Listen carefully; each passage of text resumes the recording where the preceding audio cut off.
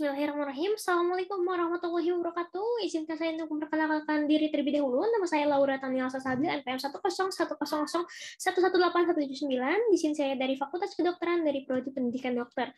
Izinkan saya untuk menyampaikan mengenai artikel spesial saya dari hubungan karesiki dengan status gizi pada anak usia 6-14 tahun di pesantren. Mengapa saya tertarik untuk mengambil penelitian ini? Karena berdasarkan data yang didapat dari Riskesdas Provinsi Jawa Barat tahun 2013 juga tahun 2018, ternyata di Kota Bandung terjadi adanya peningkatan prevalensi masalah pada gigi dan juga mulut sebesar 29,08%, yaitu dari tahun 2013 dari 18,8% menjadi pada tahun 2018 menjadi 47,88%, dan dikatakan bahwa sering terjadi pada anak usia 5-14 tahun. Mengapa karies gigi? Karena karies gigi ini adanya suatu kerusakan pada jaringan struktur gigi yang diakibatkan oleh asam yang dihasilkan dari fermentasi bakteri hasil dari proses mastikasi yang terjadi di mulut. Dan karena karies gigi itu bisa mengenai pada lapisan superficial, intermediate, juga lapisan deep pada bagian gigi, yang mana bagian deep itu disebut dengan full cavity yang kaya akan saraf, maka jika mengenai struktur tersebut nanti akan menyebabkan nyeri pada gigi. Dan karena adanya nyeri pada gigi itu nanti akan mengganggu dari proses mastikasi dan akan mempengaruhi dari status gizi anak. Dan status gizi anak itu dapat ditentukan menggunakan indeks massa tubuh dengan membandingkan proporsi antara berat badan juga tinggi badan yang dikuadratkan. Untuk kategori status gizi itu ada 5, yaitu ada gizi buruk, gizi kurang, normal, gizi lebih, dan juga obesitas. Dan mengapa saya mengambil topik di pesantren? Karena pesantren ini berdasarkan dari data yang didapat adalah permasalahan utama yang dihadapi pesantren adalah kesadaran santri yang masih dalam menerapkan kebiasaan hidup bersih dan juga sehat itu masih sederhana. Yaitu santri itu masih melakukan cara-cara sederhana dalam melakukan upaya preventif terhadap timbulnya suatu penyakit.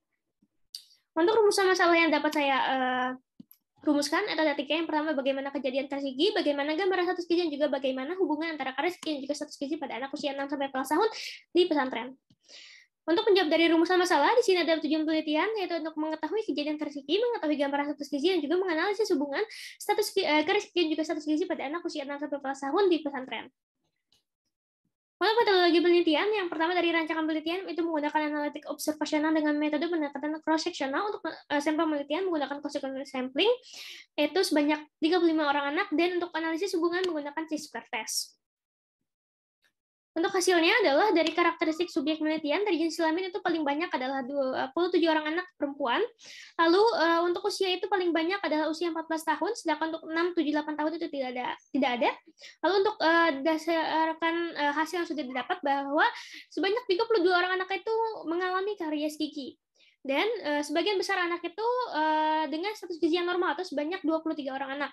Dan untuk analisis uji hubung antara karies gigi dan juga status gizi menggunakan chi-square test, didapatkan nilai p-value-nya ada sebesar 0,341, yaitu berarti tidak terdapat hubungan yang signifikan antara karies gigi dan juga status gizi. Untuk diskusi dari kasus ini adalah tidak adanya hubungan karies gigi dan juga status gizi. Didapatkan bahwa angka kejadian karies gigi itu masih sangat tinggi, tetapi sebagian anak memiliki status gizi yang normal. Kenapa terjadi hal demikian? Karena didapatkan untuk etiologi dari karies gigi diantaranya adalah konsumsi makanan tinggi gula, dan didapatkan bahwa anak-anak itu masih sering mengkonsumsi makanan-makanan yang manis. Dan penelitian ini sejalan dengan penelitian yang dilakukan oleh Nadia dan juga kawan-kawan pada tahun 2019, dan juga didukung oleh penelitian dari Alvira tahun 2019. Sedangkan untuk penelitian saya ini berbeda dengan penelitian yang dilakukan oleh Hana tahun 2014, yaitu menyatakan terdapat hubungan antara keduanya. Mengapa hal itu terjadi? Karena kondisi karies yang rendah tidak menyulitkan proses pengunyahan makanan sehingga gizi anak akan menjadi semakin baik, dan menyatakan semakin rendah indeks karies gigi pada anak maka status gizinya akan menjadi semakin baik, dan begitu pun sebaliknya.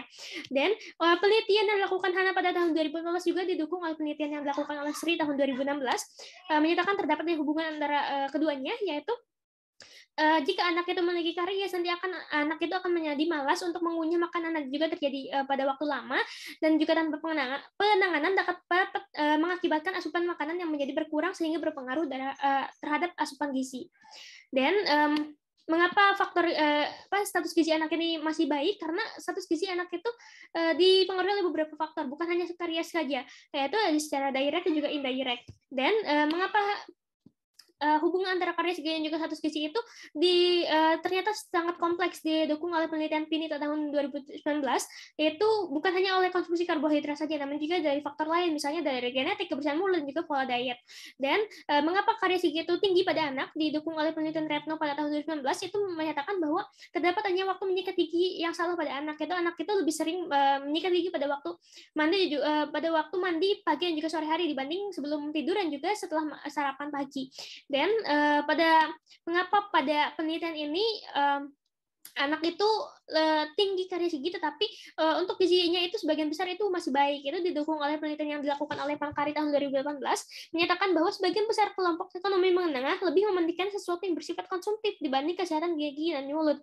Sehingga dengan demikian, walaupun hasil penelitian ini menunjukkan angka kejadian karisnya masih tinggi, tetapi sebagian anak itu memiliki gizi yang normal. Untuk kesimpulan dari sini adalah sebagian besar anak pada usia 6-14 tahun mengalami karies pada gigi, dan juga pengukuran status gizinya itu dengan sebagian besar status gizi yang normal, dan untuk uji hubungannya tidak terdapat hubungan yang signifikan antara karies gigi dan juga status gizi pada anak 6-14 tahun di pesantren. Dan untuk mungkin cukup sekian yang dapat saya sampaikan, kurang lebihnya mohon maaf. Terima kasih banyak. Saya akhiri. Wassalamualaikum warahmatullahi wabarakatuh.